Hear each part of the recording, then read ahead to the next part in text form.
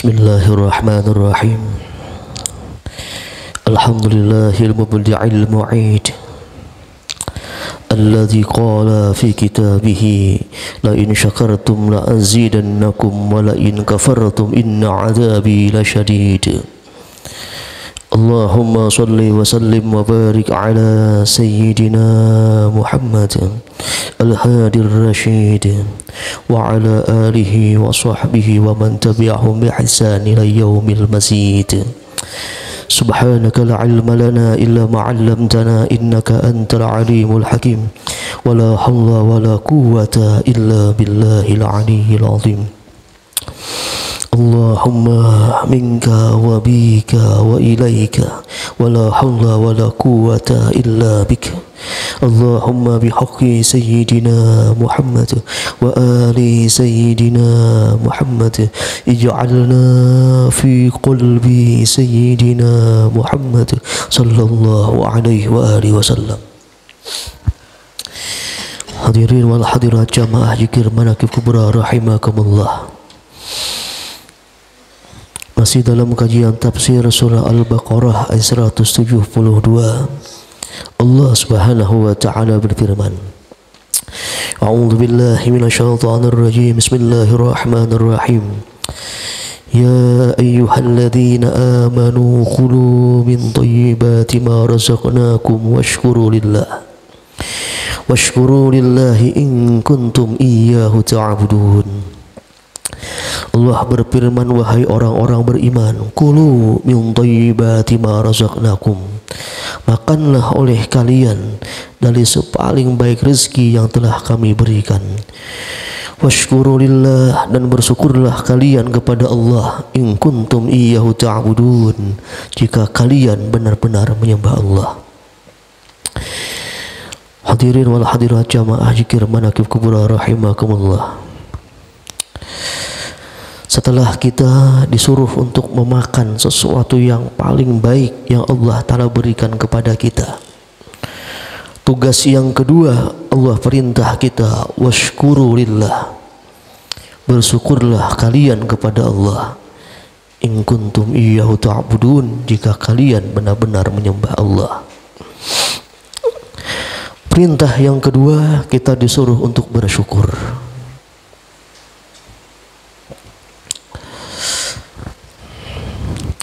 Syukur ini menurut terminologi bahasa Indonesia itu artinya memiliki dua arti. Makna yang pertama, syukur itu ialah perasaan bahagia dengan Allah Subhanahu wa taala. Itu makna syukur menurut terminologi bahasa Indonesia. Ada lagi makna syukur yang kedua, yaitu merasa beruntung. Jadi secara bahasa Indonesia makna syukur itu ada dua makna. Pertama, ketika kita merasa bahagia dengan Allah Subhanahu wa taala, itu dinamakan syukur. Yang kedua, ketika kita merasa beruntung, itu pun termasuk dalam kategori syukur. Sedangkan secara bahasa Arab, terminologi bahasa Arab, syukur pun juga memiliki dua makna. Pertama, syukur itu secara bahasa Arab memiliki arti rasa berterima kasih. Sedangkan makna yang kedua menurut bahasa Arab, syukur itu juga berarti sebuah pujian. Jadi ada sedikit perbedaan antara terminologi bahasa Arab dan juga bahasa Indonesia. Kalau bahasa Arab maknanya ialah rasa berterima kasih, dan yang kedua maknanya juga adalah sebuah pujian. Sedangkan syukur menurut kacamata ilmu tasawuf,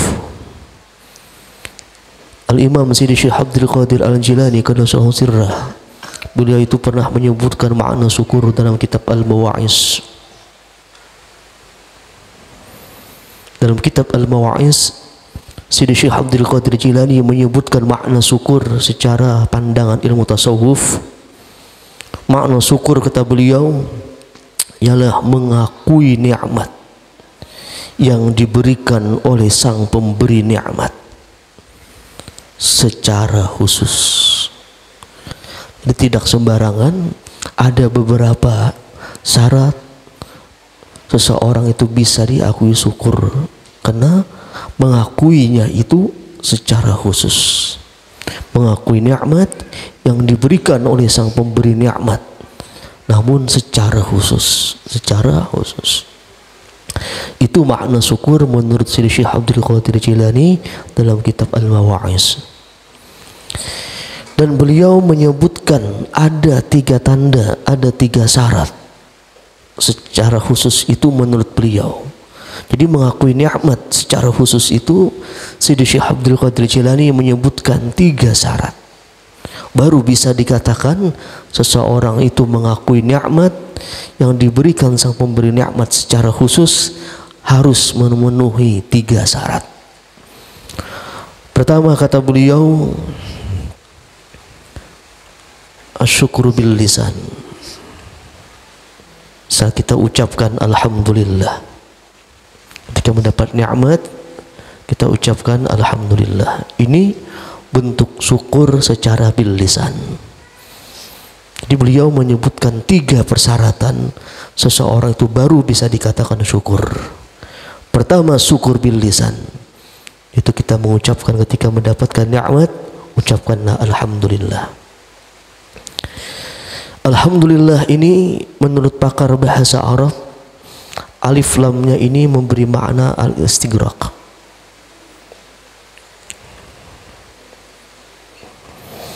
Makna alif lam dalam kalimat alhamdulillah ini lil istighraq.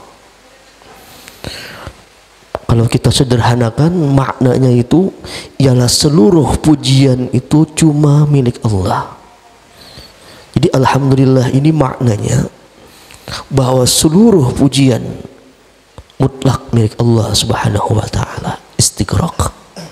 Jadi menurut pakar bahasa Arab makna alif lam di sini lil istighraq. Jadi apapun pujian dari siapapun pujian pada hakikatnya lillah, milik Allah Subhanahu wa taala. Itulah kata sebagian ulama sufi, kalau seseorang itu bisa meresapi makna dari kalimat alhamdulillah, dia bisa meresapi makna dari kalimat alhamdulillah ini, maka apapun yang terjadi dengan dia, apapun yang terjadi dengan dia di hadapan manusia dan lain sebagainya, keadaannya itu akan tetap stabil dan terjaga. Orang yang memahami makna alhamdulillah ini, mau seperti apapun keadaannya, mau diperlakukan apapun oleh manusia, tetap dia keadaannya stabil dan terjaga. Kenapa kata sebagian ulama sufi? Karena ketika orang itu dipuji, kalau orang memahami makna kalimat alhamdulillah, ketika dia dipuji, dia tidak akan sombong atau tinggi hati, karena dia meyakini bahwa pujian itu cuma milik Allah. Ketika dipuji dia, ketika orang itu dipuji, dia tidak akan sombong dan tinggi hati, karena dia meyakini bahwa pujian yang ia dapatkan ini pada hakikatnya bukan untuk dia, namun untuk Allah Subhanahu wa taala. Karena alhamdulillah, segala pujian mutlak milik Allah. Begitu juga kata sebagian ulama sufi, ketika dia itu dihina, dicaci, dia pun tidak akan bersedih hati, karena dia meyakini bahwa dirinya itu memang pantas untuk dihina dan dicaci. Mutlak pujian itu cuma milik Allah Subhanahu wa taala. Jadi keadaannya akan stabil dan terjaga, baik ketika dia dipuji ataupun ketika dia dihina, karena dia meyakini alhamdulillah cuma milik Allah, segala pujian cuma milik Allah. Ini as-syukur bil lisan.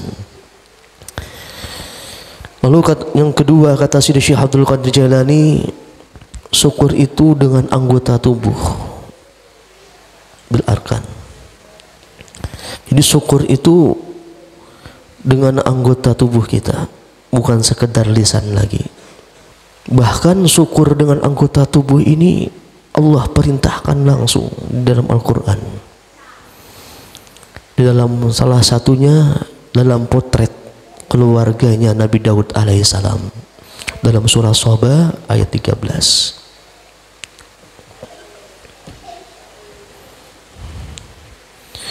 I'malu ala Dauda syukran. Kata Allah, beramallah, bekerjalah wahai keluarga Daud sebagai syukur.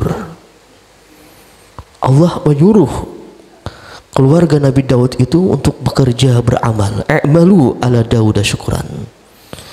Beramallah wahai keluarga Nabi Daud sebagai bentuk syukur. Bekerja sebagai bentuk syukur. Kita disuruh demikian. Bekerja dengan untuk syukur ini ialah kita menggunakan nikmat yang Allah berikan kepada kita sesuai dengan awal penciptaan Allah. Allah menyuruh kita menggunakan anggota tubuh kita ini sesuai dengan awal penciptaannya. Apa awal penciptaannya? Az-Zariyat ayat 56. Wa ma khalaqtul jinna wal insa illa liya'budun. Tidaklah aku ciptakan jin dan manusia kecuali untuk menyembahku.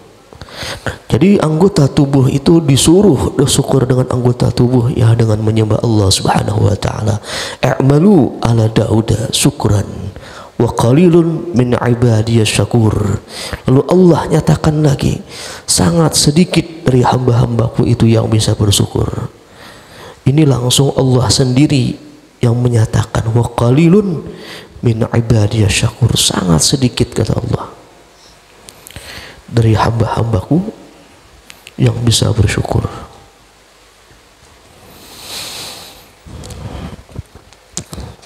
Jadi wajar kalau kebanyakan kita itu kufur dengan nikmat, karena Allah sendiri yang menyatakan sangat sedikit dari hambaku itu yang bisa benar-benar bersyukur. Wa qalilun min ibadiyas syakur. Ini Allah Subhanahu wa taala sendiri yang mengatakannya. Jadi syukur dengan anggota tubuh kita yaitu menggunakannya kepada sesuatu yang diridhai Allah Subhanahu wa taala. Berkomitmen bahwa dia menggunakan anggota tubuhnya untuk taat kepada Allah Subhanahu wa taala. Itu makna syukur dengan anggota tubuh. Lalu yang terakhir kata Sidi Syekh Abdul Qadir Jailani, syukur itu bil qalbi, dengan hati. Syukur dengan hati. Syukur dengan lisan, syukur dengan anggota, seluruh anggota tubuh kita, dan yang terakhir kita disuruh syukur dengan hati kita, yaitu menyadari bahwa segala nikmat itu datang dari Allah Subhanahu wa taala. Orang yang bisa menyadari bersyukur dengan hati ini akan membawa jiwanya itu selalu bisa legowo, bisa selalu lapang dada dengan nikmat yang sedikit yang Allah berikan kepadanya. Kalau orang sudah bisa bersyukur dengan hati, sedikit apapun yang Allah berikan kepada dia, pasti hatinya itu lapang dada, jauh daripada menggerutu, memprotes kepada Allah Subhanahu wa taala. Karena apa? Dia telah masuk syukur dengan qalbinya, dengan hatinya. Itu secara otomatis akan membawa dia mudah untuk mensyukuri segala nikmat Allah Subhanahu wa taala, membuat dia lapang dada seperti apapun nikmat yang telah Allah berikan kepada dia. Dan orang yang tidak bersyukur dengan hati ini bisa dipastikan suatu saat pasti akan celaka. Di antaranya Al-Quran itu memberikan contoh bahwa orang yang tidak bersyukur dengan hati ini ujung-ujungnya pasti akan celaka, ujung-ujungnya pasti akan binasa. Allah memberikan contoh dalam surah Al-Qasas di ayat 76 sampai 82. Al-Qasas di ayat 76 sampai 82. Allah memberikan contoh tentang tentang peristiwa zaman Nabi Musa. Inna Qaruna kana min qaumi Musa fabagha alaihim. Al-ayat menceritakan tentang Qarun. Qarun itu kana min qaumi Musa, dari kaumnya Nabi Musa. Qarun ini orang yang sangat kaya raya. Ia hartanya melimpah ruah. Namun sayangnya Qarun ini tidak pernah bersyukur dengan hatinya. Dia menganggap semua kekayaannya itu dari jerih payahnya sendiri, bukan atas nikmat yang Allah berikan kepada dia. Hatinya tidak ada bersyukur sedikit pun kepada Allah Subhanahu wa taala. Dia merasa kekayaan yang melimpah ruah ini murni karena jerih payahnya sendiri. Karena dia tidak bersyukur dengan hatinya, surah Al-Qasas ini Allah ceritakan bahwa Qarun itu ujung-ujungnya pasti akan celaka dan juga binasa. Jadi 3 syarat ini, syukur bil lisan, syukur dengan arkan anggota tubuh kita, lalu dengan hati. Ini syarat 3 macam baru seseorang itu bisa dikatakan syukur secara khusus. Jadi mengakui nikmat yang diberikan sang pemberi nikmat dengan cara yang khusus, maksudnya dengan cara 3 macam ini baru bisa dikatakan syukur, kata Syekh Abdul Qadir Al-Jilani dalam kitab Al-Mawa'iz. Namun kalau kita simpulkan dalam sebuah kalimat, ada sebuah kalimat yang mencakup ketiga macam ini. Itu dalam kitab Tariqul Hijratain wa Babus Sa'adatain. Itu disebutkan tentang 3 macam ini dalam satu kalimat. Apa kalimatnya? Asyukur wassana'u bin ni'am wa mahabbatuh wal amalu bi ta'atih. Di satu kalimat ini mencakup ketiga macam tadi. Apa syukur? Wassana'u bin ni'am, memuji dengan nikmat-nikmat, wa mahabbatuh, dan juga mencintainya, lalu wal amalu bi ta'atih, dan mengamalkan dengan taat kepada Allah Subhanahu wa taala. Satu kalimat ini menggabung daripada 3, syukur bil lisan, syukur dengan arkan, dan juga syukur dengan janan, dengan hati, lisan, anggota tubuh, dan juga dengan hati, digabungkan dalam sebuah kalimat.